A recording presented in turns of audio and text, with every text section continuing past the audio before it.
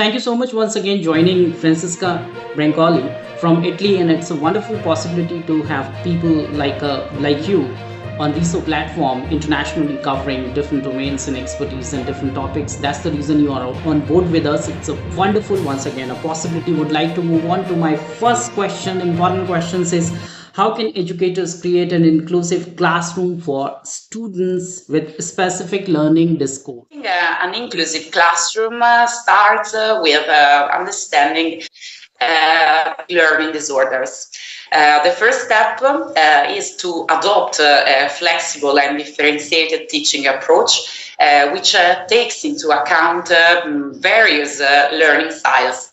Educators should provide alternative methods for instruction, such as visual aids, hands-on activities, or oral explanation, depending on the student's needs. Metacognitive approaches, where students are taught to be aware of their own learning processes, are crucial as they help students understand how they learn best.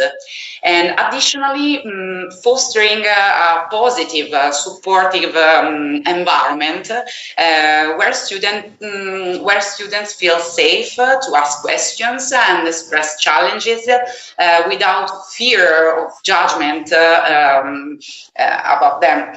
And collaboration with special education tutors using technology to assist learning and regularly assessing progress can help make learning more accessible for students with specific learning disorders. A lot for letting us know on this important area, inclusive classrooms and students you've talked about. Now I would like to move on to my second question. Again, important questions is, what are some common misconceptions about learning disorder? One common misconception is that learning disorders are related to intelligence. That if a student struggles to learn in a traditional way, it must mean they are not capable. In reality, students with learning disorders often have average or above average intelligence.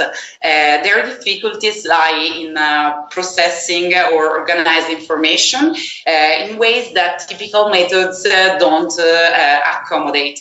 So another misconception is that learning disorders are just a phase, or that students will grow out of them. And these conditions often require long-term support with specific intervention tailored to students' unique needs. And finally, there is something, there is sometimes a belief that learning disorders only impact reading and writing, but they can affect various areas, including math, attention, or executive functions. It's important to learn for learning disorders and the misconceptions existing. And it is important for us to know these questions, and sure if it's going to be good for our audience also. Now I would like to move on to my third question, which is certainly an important question, is, how can technology support students with learning disabilities? Plays a pivotal role in supporting students with learning disabilities. Tools like text-to-speech software, speech-to-text applications, and digital math aids can help bridge the gap between what students can understand and how they can express their knowledge. For example, students with dyslexia can use voice recognition software to complete written tasks, and students with dyscalculia can benefit from apps that offer interactive and visual ways to learn mathematical concepts. Technology also promotes independence, enabling students to complete tasks as their own pace, which is crucial for building confidence. And however, it's important to integrate these tools thoughtfully, ensuring that both the tutor and the students are trained to use them effectively. And it's not just about a sex access to technology, but about learning how to use it as a tool for empowerment. In fact, I'm currently publishing a study titled Special Needs Tutor and Technological Tools, Training and Perception of Use to Promote Educational Inclusion, which looks at how special needs tutors perceive and use assistive technology. And my study highlights the importance of adequate training for educators, as many tutors, despite understanding the benefits of these tools, still struggle with incorporating them effectively in their work with students.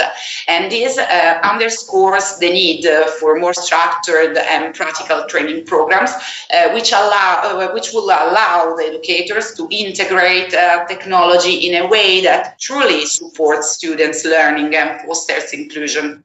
Very important, like how technologies can, sure support students with learning disabilities. It's really important and at the same time need of the hour. Now, would like to move on to my fourth question, a very, very important question, because this question makes the entire tool we are talking about massively and majorly comprehensively inclusive. Says, what role do parents play in fostering inclusion for their children? An essential role in fostering inclusion for the children by acting as advocates, collaborators, and supporters. They can help create a bridge between the school environment and the home, ensuring that their child's learning needs are being met both academically and emotionally. And open communication with teachers and tutors is key to creating an inclusive learning environment. Parents can also help by reinforcing strategies used in the classroom at home, making accommodations and offering encouragement.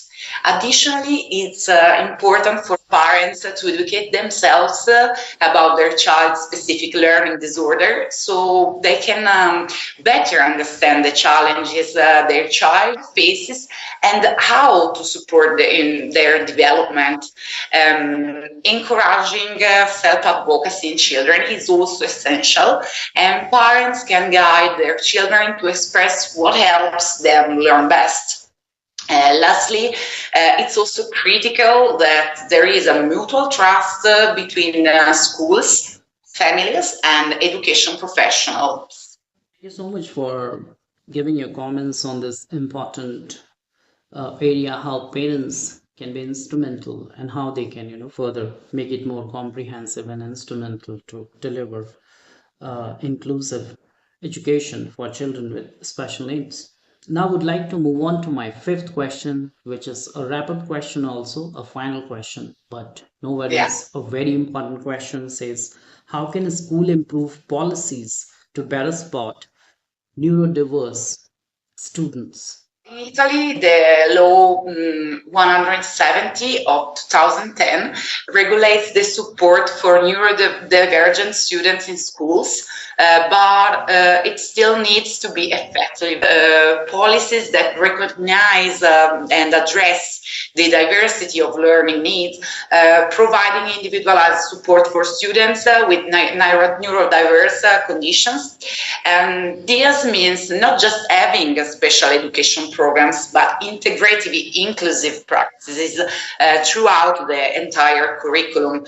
And schools should ensure that teachers receive comprehensive, ongoing training on neurodiversity and the use of assistive technologies, as well as implementing a more collaborative approach between special education teachers, tutors, and classroom educators. Policies should also emphasize an early identification of learning disorders, ensuring that students receive support as soon as possible. And additionally, schools can build a culture of inclusion where neurodiverse students are celebrated for their unique strengths, rather than being stigmatized for the challenges. Having a clear pathway for accommodations and providing resources like professional development for teachers can make a substantial difference. And lastly, schools should prioritize communication and collaboration with families to ensure consistent support at school and also at home. Yeah, thank you so much, Francesca, joining us from Italy. You've talked about important areas and domains as such as like educators creating inclusive classroom for students with specific learning were some common misconceptions about learning disorders. Also, you've made comments and technology supporting students with special disabilities and learning needs. What roles do parents play in fostering inclusive education for their children in schools, improving policy format and neurodiversity? You've talked about there's certainly a vast area and much needed thing to be addressed, not just a thing, but a topic and kind of global concern which should go addressed. So thank you so much once again joining. And as you're already familiar, it's a platform where we step through the noise to cause you most reliable and relevant sociological interpretations and narratives to cause more betterment in our society. Also build up an open database for research and academic, and just make more smooth rides for researchers, academicians, even journal people, lay people who are willing to have access to different types and different topics, quantitative and qualitative details, specifically record sociology we are into. That's the reason you are on board with us, ma'am. Thank you so much, ma'am, joining us. Thank you. Thanks. Have a good day. Have a good night.